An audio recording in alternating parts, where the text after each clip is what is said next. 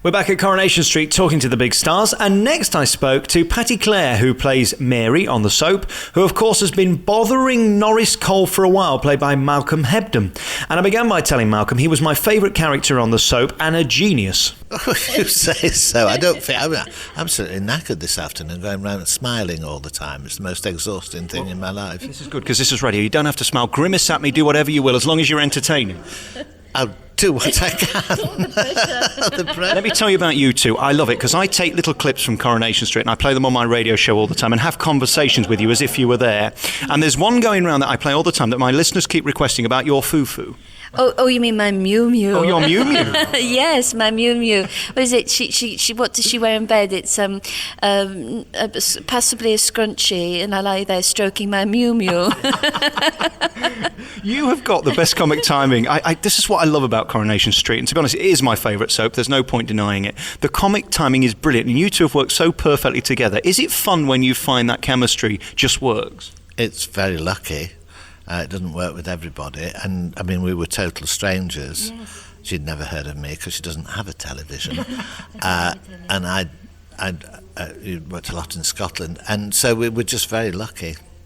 Yeah, it's based on trust, actually, probably misplaced, but I'll end up with a knife in my back one of these days.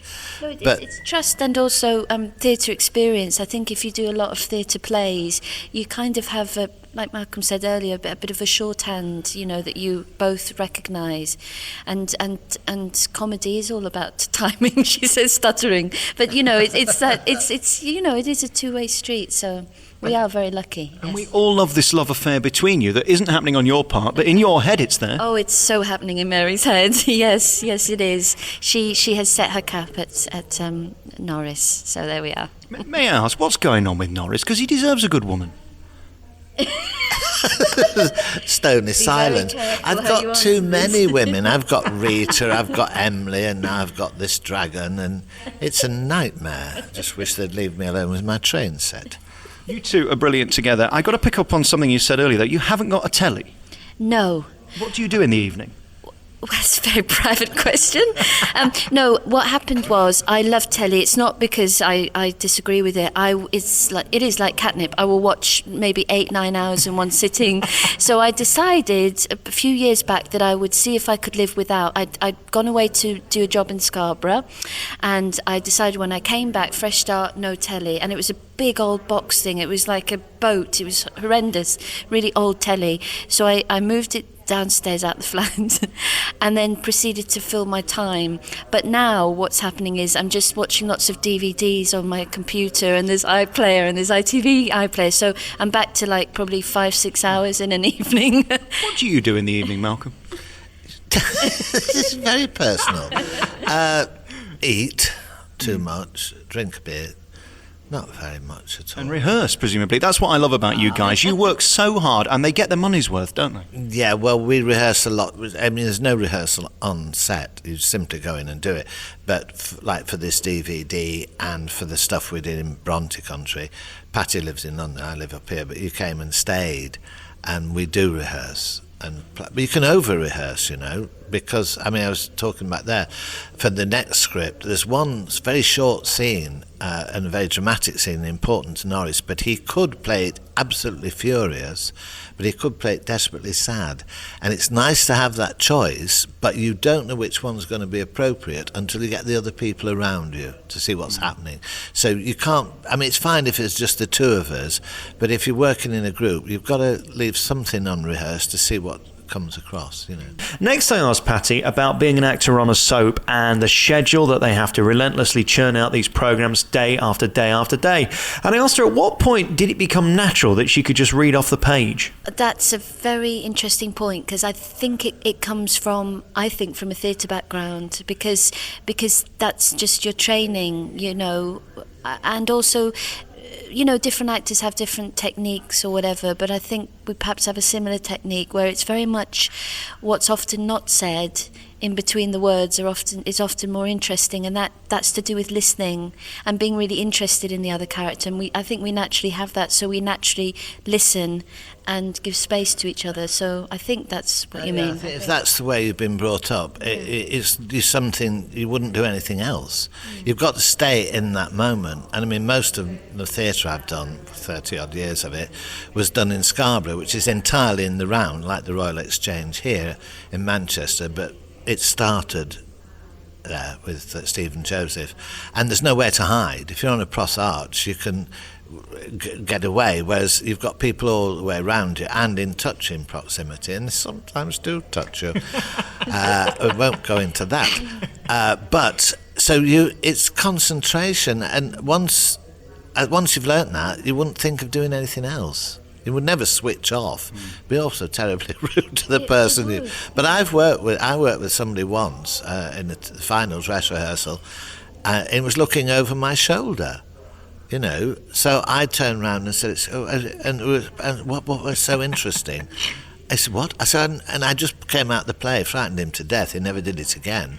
But you couldn't do that. It's so disrespectful to the people you're working with. Are you glad that you're you and that you've got this character? Because they give you some corking lines. I mean, I always love it when you've got a Nuts magazine in your hand, because there's going to be a joke there somewhere, isn't there? I often have nuts in my hand. They're very good for you, apparently. It's not true. If only. No, yeah, they do. I think in a way, when you first go into the street, and this is what Patty's done very successfully, is they don't always know what they've got. They don't always know where they're going to go with the writing. So anybody new comes in, I say, try and be daring. Be positive. You may make the wrong decision and we'll never hear from you again, but you might just give the writers, I can do something with this. It's no good being negative in that show. It's quite competitive, and you've got to make your mark. You do, which I realise, they kind of fling you at the screen, and then it's very much up to you what you do with it, which is amazing in hindsight, looking back on the amount of space they do give you. But what Malcolm said is spot on, because I absolutely remember my last 2 weeks that I thought that this is it. So I thought, you know what, I'm just going to be brave and have fun, and I had 3 little scenes, I think, in Emily's house, and I'm sure because I just went for it and did something a bit daring, I think that the writers went, oh, I see, and then they picked up on something, and then it's mutated into this thing. Creature. I retract everything I've said. I have to live with it now. And also, I think when new characters come into the street, it takes a while for the public to catch on to them. You've got to give them time. And oddly enough, sometimes very good people come in, and it just doesn't work for them. They do terrific work. And then it's a character soap, isn't it? And that's certainly what you've created. I mean, it's a fine line, though, isn't it, between you being lovely and you being a bunny boiler? Because yes. You're always kind of on that line, aren't you? Yes, very much so, which I don't know where that comes from. Seriously, I really don't know where it comes from. You should get a television at night. Your imagination's running away with you. And as for you getting the gig, of course, you literally stalked them until they said yes.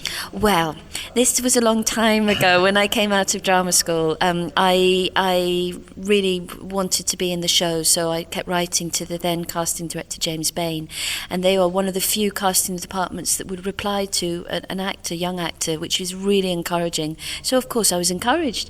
And then I thought, I'll help them along, I'll write a scene. So I wrote a scene, and of course that was it. Absolutely not. But I like to think it kind of made the cause for whenever it was.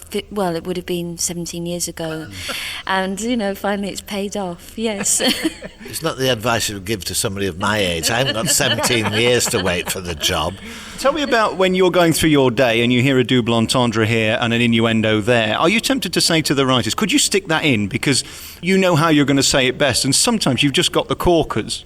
Yeah, the double entendre and innuendos, certain writers write more of them. But the thing is, Norris must never be aware of what he's saying, if he's, you're always going to have a look at the Nuts magazine, it could mean peanuts in his head.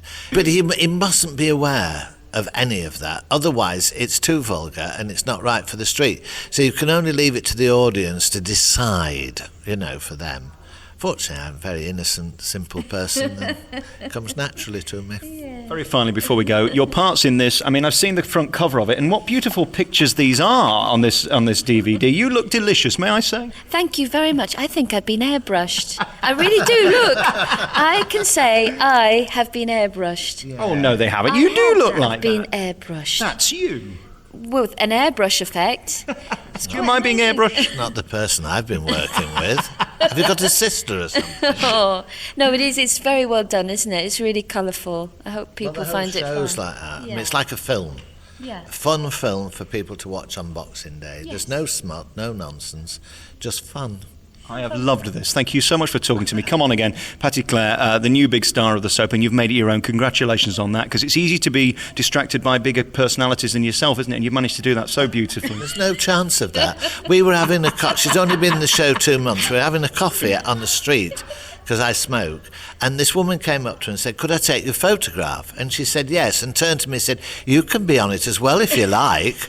And I thought, I must have Talking a of the word. smoking thing, very finally, a mate of mine just phoned me. He said, "Where are you going?" I said, "I'm going to Coronation Street to talk to Norris."